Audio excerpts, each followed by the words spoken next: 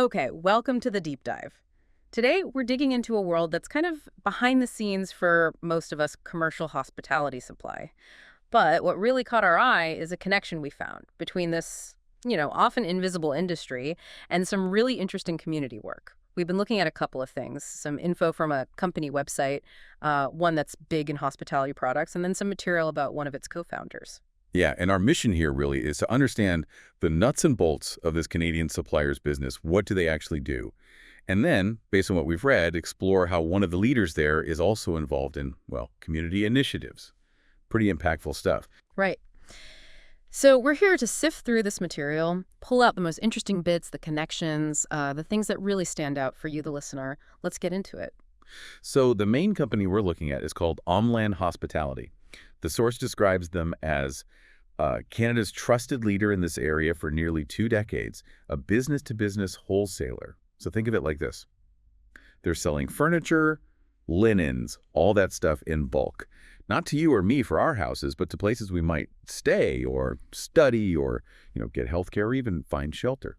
And that range is really striking right off the bat. It's not just hotels, although obviously that's a big part.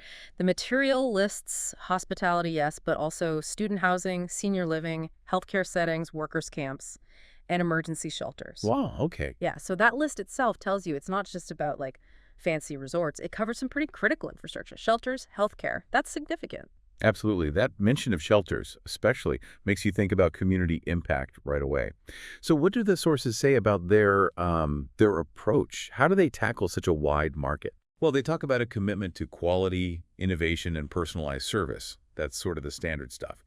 But they also mention focusing on creating spaces that are functional, stylish, and enduring, and this idea of creating lasting experiences. Okay, enduring feels important there. I think so, too. Like, especially when you think about, student housing or healthcare, things need to last. It suggests they understand these aren't just products. They're part of the environment people are living in or recovering in. Right. That makes total sense. High traffic places need durable stuff. So what kinds of products are we talking about? What do they actually supply across all these different sectors? The main categories listed are pretty broad. Furniture, bed linens, bath linens, amenities, and kitchenware. Okay, maybe we can make that a bit more concrete, like what specific things? Sure. So bed linens, think sheets, blankets, duvets. And the source mentions specifically for both hospitality and healthcare needs. So different specs there, presumably. Right, different requirements. And furniture. Durable and stylish is the description. Beds, mattresses, case goods, that's things like dressers. Nightstands for institutional and commercial settings. Again, that institutional word pops up. And bath linens. Towels, bathrobes, shower curtains, focused on guest comfort, but also hygiene, which is crucial in shared living or healthcare environments. Makes sense. Amenities. Little things that make a difference, right? Sure. Coffee, tea, clocks, radios, hangers. Enhancing the guest or resident experience. And kitchenware. Yeah, tableware, cutlery, flatware. For dining areas in hotels, but also, crucially, in healthcare, or maybe student residences, educational settings. What's also clear is the breadth.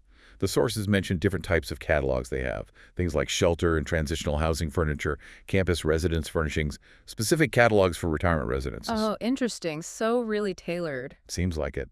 And they mention specific items, too, like blackout drapes, often with fire retardant specs, which is vital, and even modular kitchenettes. It points to durable, customizable, often in-stock solutions for these specific niches. And we saw some recent blog topics on their site too, right? Giving examples. Yeah, things like a luxury collection for different lodging types, but also very practical things like made in Canada blackout curtains and these Canadian modular kitchenettes designed for small spaces. It reinforces that mix of style and practicality. Okay, so a very broad range of products for a broad range of sectors. Where do they operate? Primarily across Canada, according to the sources, but also the U.S. And they listed quite a few Canadian places, giving a sense of their reach. Toronto, St. John's, Winnipeg, Halifax, Calgary, Regina. Ottawa, London, Ontario, Banff, Brampton. Edmonton, Vancouver. Even places like Parry Sound, Sudbury, Muskoka, Sault Ste. Marie. So really coast to coast and into more regional areas too. Definitely looks like a wide Canadian footprint supporting infrastructure all over. Okay, so that gives us a good picture of the company itself. Now, let's pivot. This is where our second source comes in and introduces an individual, connecting this commercial world to something else. The material highlights Preeti Bhatia. She's described as a co-founder of Omland Hospitality Products. Right. And the source notes she has over 20 years of experience in this field: commercial furnishing solutions, product development, global sourcing. But interestingly, right alongside that professional background, it mentions her involvement in community-driven initiatives. Sets it up right away. And within Omland, her role. The material says she leads strategic growth, product direction, focusing on value-based furnishing solutions. And this seems key. It mentions her collaborating directly with factories to create customized, durable, and importantly, in-stock packages for various sectors, including nonprofits and government-funded housing, explicitly mentioned. Okay, so there's the bridge starting to form.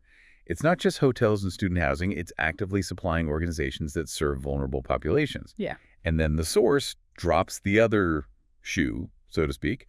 It reveals she's also the co-founder of the Youth Academy. It's known as Yes Academy. Right. And the mission of Use This Academy, according to the source, is all about empowering teens and young adults. And it specifically calls out supporting those in shelters and marginalized communities. So put that together. Omland, under her strategic direction, provides furnishings for shelters and transitional housing. And Yes Academy, which she co-founded, works directly to empower the young people who might actually be using those shelters or housing programs. That's a really direct, almost symbiotic link, isn't it? It seems incredibly interconnected. And the kind of support Yes Academy offers, the source mentions workshops on things like confidence building, communication skills, job readiness. Yeah, practical, empowering skills for youth who might be facing some pretty tough circumstances. And there's more to her community work, too. She's also mentioned as a career coach with ApprenticeSearch.com. Right, mentoring young people and adults, helping them find pathways into skilled trades and other careers. So multiple angles of support there. When you tie all that together, the business side supplying the physical spaces, the nonprofit side supporting the people in them, her stated belief, which the source includes, really resonates. What was the quote? She's quoted as believing in building both better spaces and stronger people. That sums it up perfectly, doesn't it? It really does. It suggests her work furnishing places like shelters isn't separate from her passion for youth empowerment. It's like her business expertise directly informs her understanding of what these young people need, both physically and in terms of opportunity. Yeah, the source really paints a picture of someone bringing experience, compassion, and practical solutions to both sides of this equation. It's not just writing a check, it's an integrated approach. And the source mentions the kind of connections she seeks procurement managers at nonprofits for Omland solutions, youth shelters for potential YS Academy collaborations, and others looking for social impact partnerships. It sounds like she's actively trying to weave these threads together. Okay, so if we're to boil this down, what are the key takeaways from digging into this material? Well, first, you get a clear sense that Omland Hospitality is a major player, a wholesale supplier providing really essential furnishings across an incredibly diverse range of sectors in Canada and the U.S. Not just hotels, but healthcare, housing shelters, critical stuff. And second, the really fascinating part is seeing how a leader within that commercial operation, Preeti Bhatia, is deeply and directly involved in community work. Specifically, empowering youth, often the very youth who might rely on the types of spaces her company helps furnish. That intersection is powerful. It really is. It bridges the gap between, the business of things, furniture, linens, and the very human work of supporting people. So maybe a final thought for you, the listener, to mull over. Thinking about all the supply chains that equip our communities, hospitals, shelters, schools, hotels. How could those businesses, or the leaders within them, maybe more intentionally connect the dots?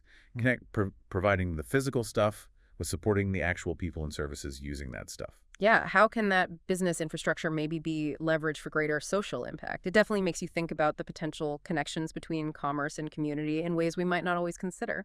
Really interesting stuff. Thanks for joining us on this deep dive.